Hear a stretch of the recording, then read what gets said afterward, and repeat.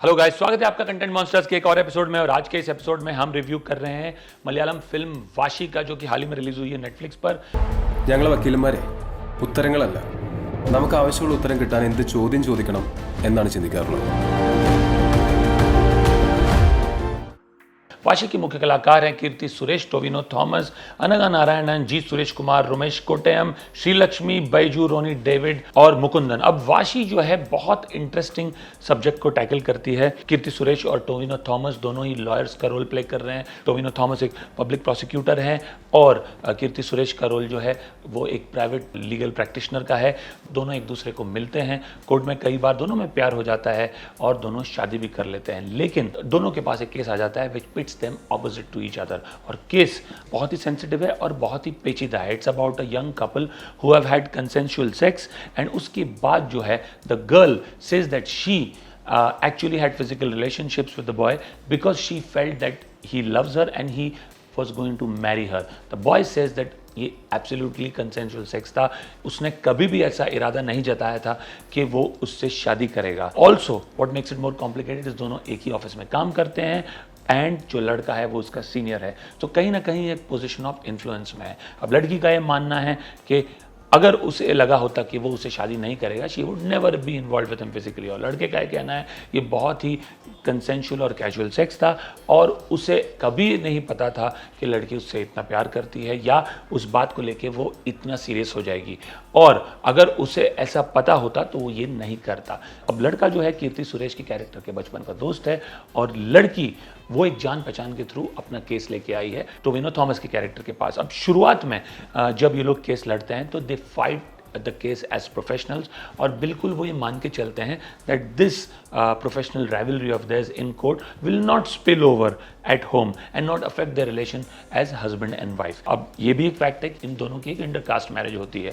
कीर्ति सुरेश जो है वो एक हिंदू घर से बिलोंग करती है and Tovino Thomas is a Christian. तो बड़ी मुश्किल से उनकी शादी की डेट फिक्स होती है जो कि दोनों परिवारों के सहमति के साथ हो, बट उनकी शादी के डेट के आसपास ही ये केस की तारीख भी आ जाती है और दोनों ही ये केस लड़ना चाहते हैं। इस वजह से वो एक हनीमून भी नहीं कर पाते अपना, किसी भी तरह शादी निपटा के वो तुरंत ये केस को कंटिन्यू करते हैं। बट जो इनिशियल हिकअप्स वो नहीं फेस करते हैं, वो as this case moves along वो प्रॉब्लम्स उनकी मैरिड लाइफ में भी स्पिल ओवर होनी शुरू हो जाती है and there comes a time where they both have stop talking to each other and कहीं ना कहीं ये case has overtaken them. They are possessed by this case and each of this parties wants to win it at any cost. और court proceedings जो है वो काफ़ी interesting है। इससे मिलती जुलती फिल्म एक बनी थी आर्टिकल 375 जिसमें अक्षय खन्ना थे, बट वो ज़्यादा इंटेंस थी। टू दैट एक्सटेंट ये उतनी इंटेंस नहीं है, but the court room drama is fairly interesting. I think this film throws a lot of questions. It throws questions about consent, it throws questions about how fair the law is, especially where interpretations can differ from a judge to judge.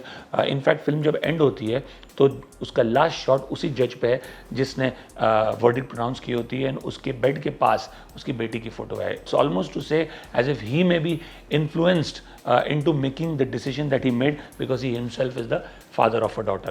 ये film कहीं बहुत ज़्यादा जज नहीं कर रही है इस केस में आदमी को या औरत को. It tries to be as neutral as possible. It's also interesting that the girl is defending the accused who happens to be a guy and the guy is fighting the case for the girl who has accused her boss in office. So काफ़ी interesting तरीके से characterisation भी किया गया है इस film में. And I would say in terms of performances, clearly without a doubt Kirti Suresh has done a fantastic job. She continues to grow by leaps and bounds. I think ये साल उनके लिए बहुत अच्छा रहा है. पहले सानी कायदम जैसी फिल्म, फिर सरकारी वारू पाटा जैसी सुपर हिट फिल्म तेलुगु में, and now a film like Vashi. So she's clearly doing very well for herself. Tovino Thomas continues to prove his versatility. पहले मीनल मुरली some months back और अब ये काफ़ी इंटरेस्टिंग रोल्स करने लगे हैं. Clearly is now a star to reckon with. Support cast भी काफ़ी स्ट्रांग है इस फिल्म की. एंड आई वुड से ये despite the sensitivity of the case, it's a very clean film. It's a film that will make you think. It will also make you feel for the judiciary because there are lot such cases जहाँ पे verdict pronounce करना बहुत मुश्किल होता है, specially in a case like this. And how sometimes personal biases of judges may also come out, how difficult a job this is to do, especially when a case like this is so strongly fought. Also, it's interesting to see how this couple tides over their marital problems that have started to begin because of this case. how they take the eventual verdict in the spirit in which they had initially promised each other that they would, and how they come back together and live a happily married life is broadly what this film is about. Like I said, कहानी बहुत interesting है, performances बहुत बढ़िया है, and सबसे important चीज़ loud नहीं है. Sometimes courtroom dramas like this can tend to be over the top, loud, hamming होती है, वैसा कुछ नहीं है. बहुत ही स्लाइस ऑफ लाइफ तरीके से शूट किए गए हैं कोर्ट के सीन्स, और बहुत ही रिलेटेबल तरीके से फिल्म शूट की गई है, and that's one of the biggest strengths of this film according to me. Possibly एक आध चीज़ें जो बेटर हो सकती थी, आई थिंक जिस तरह से एंड किया गया है फिल्म को, it's almost indicating as if जज ने कंप्लीटली बायस्ड डिसीजन लिया था, एंड जिसको गिल्टी प्रोनाउंस किया गया है वो गलत डिसीजन है. To that extent, the film has tried to play neutral and then ended up casting aspersions on the judge towards the end. It would have been good if the film had taken a stance on its own, and maybe that stance should have been from a legal perspective and not from an emotional perspective. That's something I could say is a bit of a flaw in the film, but apart from that, I think it's a film well made. It is definitely a one-time watch. I would give this film a rating of 6.5 on 10. अगर आपने ये film देखी है तो ज़रूर बताइए हमें आपको कैसी लगी कमेंट सेक्शन में नीचे.